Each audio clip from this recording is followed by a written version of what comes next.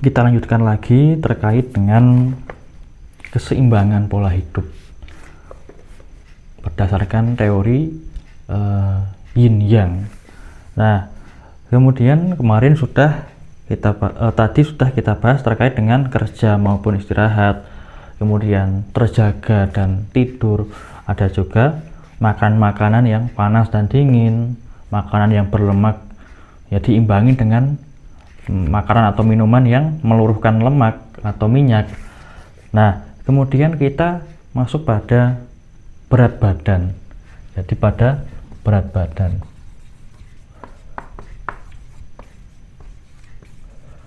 Berat badan kita itu dan bentuk badan kita itu haruslah ideal. Sebaiknya adalah ideal.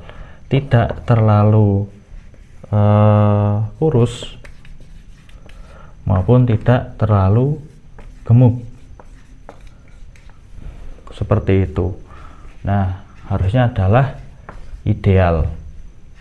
Nah, bagaimana untuk mengetahui berat badan kita itu seimbang? Artinya adalah tidak terlalu kurus maupun tidak terlalu gemuk. Maka kita memerlukan bantuan alat atau bantuan sebuah website. Bisa dicari di Google atau di browser, di Chrome dan lain sebagainya. Intinya adalah di internet atau di aplikasi yang ada di ponsel, yaitu kata kuncinya adalah BMI atau Body Mass Index. Nah, di sini ketika nanti diketik di Google atau di internet BMI, Body Mass Index, nanti akan kita ketahui kalau tinggi badan kita sekian, kemudian berat badan kita sekian, apakah ideal atau tidak, atau terlalu kurus atau terlalu gemuk, jadi kurang atau kelebihan gitu. Maka kita menggunakan alat bantu yang namanya BMI atau Body Mass Index di internet. Kita masukkan berapa tinggi badan kita dan juga berapa berat badan kita, sudah ideal atau belum, seperti itu.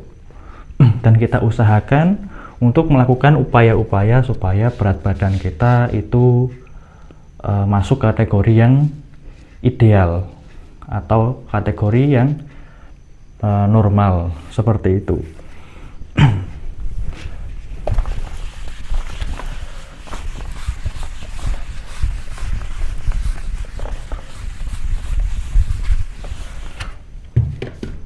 Kemudian kita juga masuk ke pola hidup yang lain, yaitu pada makan. Makan berarti kita memasukkan makanan ke dalam tubuh kita. Kemudian lawannya adalah buang air besar. Kita membuang limbah-limbah dari makanan yang kita konsumsi yang sudah diserap nutrisinya oleh tubuh, kemudian dibuang. Nah, itu juga harus seimbang, harus yin yang-nya harus harmoni. Artinya apa? Bahwa kita makan, ya kita harus BAB-nya lancar. Kita makan banyak kok kita BAB-nya sembelit, BAB-nya sedikit. Nah, itu nanti akan terjadi penumpukan makanan, limbah-limbah makanan di dalam tubuh. Kemudian kalau kita makannya sedikit tapi kita malah BAB-nya keluar terus, artinya seperti orang diare, itu juga akan lemas, akan dehidrasi dan lain sebagainya. Jadi harus seimbang. Kita makan secara normal, makan makanan yang sehat bergizi dan dalam porsi yang normal, yang cukup, dan kita BAB juga harus dalam siklus dan kualitas maupun kuantitas yang normal. Tidak sembelit maupun tidak diare, tidak terlalu sering maupun tidak terlalu jarang, seperti itu. Begitu juga kalau ada makan berarti ada minum. Maka ada lawannya, yaitu kalau minum kita memasukkan cairan ke tubuh kita, maka kita mengeluarkan cairan dari tubuh kita itu lewat buang air kecil. Kita minum secara cukup dan kita mengeluarkan buang air kecil yang normal. Kita minum minuman yang sehat, maka buang air kecil kita juga akan normal. Kalau kita minum makanan yang berwarna sintetis itu juga akan menyulitkan organ yang memproses limbah cairan kita untuk keluar itu jadi sulit dan terganggu. Minum minuman yang berwarna, pakai pewarna buatan, nanti buang air kecilnya akan berwarna merah atau berwarna keruh. Kalau diterus-teruskan dalam jangka waktu yang panjang itu akan menimbulkan masalah kesehatan. Kemudian buang air kecilnya ya harus normal, tidak terlalu sedikit seperti orang yang infeksi saluran kemih, atau orang yang mengalami gangguan prostat, atau terlalu banyak volumenya seperti orang yang beser, orang yang terlalu volume air kencingnya terlalu banyak, seperti itu. Jadi kita harus menjaga kesehatan pembuangan limbah melalui air kencing, dan juga apa yang kita minum juga harus dipastikan sehat. Kemudian ada juga ketika kita lagi di lingkungan di daerah yang suhunya itu panas, maka kita harus juga cukup minum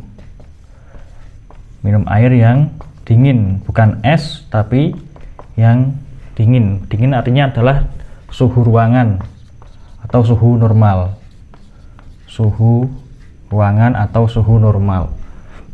Tidak perlu minum terlalu dingin seperti es, karena akan menimbulkan biasanya pusing dan akan pilek dan lain, atau flu dan lain sebagainya. Jadi pada daerah-daerah pantai atau pesisir misalnya suhunya panas, maka kita akan cepat berkeringat dan akan mengeluarkan banyak cairan-cairan tubuh. Nah, itu supaya tidak dehidrasi, tidak kekurangan cairan yang nantinya akan jadi pusing, akan tenggorokannya jadi radang tenggorokan dan lain sebagainya. Kemudian nanti kalau kencing akan keruh. Nah, kita harus minum yang cukup dengan suhu air yang normal, suhu yang biasa. Begitu juga ketika kita ada di lingkungan atau daerah pegunungan yang suhunya dingin, maka kita juga harus minum yang hangat. Minum hangat supaya nanti kita tidak masuk angin, kita tidak demam, kemudian tidak flu, pilek, dan batuk dan lain sebagainya. Jadi harus seimbang seperti itu. Nah, kemudian kita lanjutkan pada video yang berikutnya supaya tidak terlalu panjang.